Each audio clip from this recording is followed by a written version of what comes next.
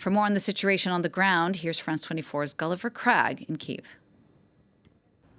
On Monday, it was announced that Ukraine's armed forces would be closing off the city of Bakhmut to aid workers and media and all civilians. So that's clearly a sign that things are getting worse there. They said that there was a heightened risk of street battles in Bakhmut because of what they described as sabotage groups in the city. That's nothing new, but apparently there are more of them. So the situation in Bakhmut is clearly getting harder and harder. I remind you, this is a Ukrainian-held city in Donetsk region that has been under a Russian ground offensive since the beginning of August and was being bombarded even before that from May. The Ukrainian armed forces have held out there for an extraordinarily long time under a very intense attack, and they claim that they are still holding the city and have no plans to give it up. On the ground, though, journalists who've been there, including my colleagues from the France 24 website, have said that some soldiers are saying that they do expect Bakhmut to fall in the end, and that they're focusing on reinforcing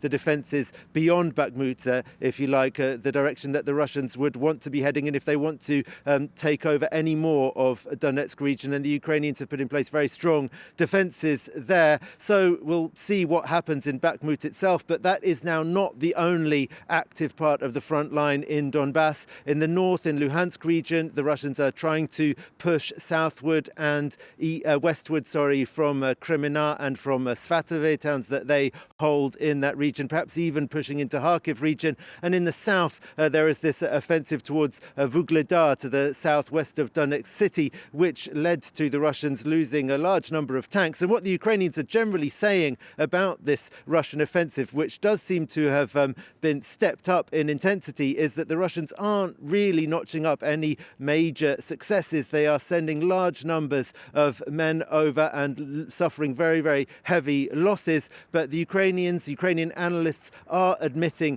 that the Russians at the moment have the initiative and are putting the Ukrainian forces defending those parts of the Donbass that they still hold under increasing pressure. And that's one reason why the Ukrainians are clamoring for more weapons, and in particular at the moment for more ammunition. NATO estimates that the Ukrainian armed forces are using up to 5,000 artillery rounds per day.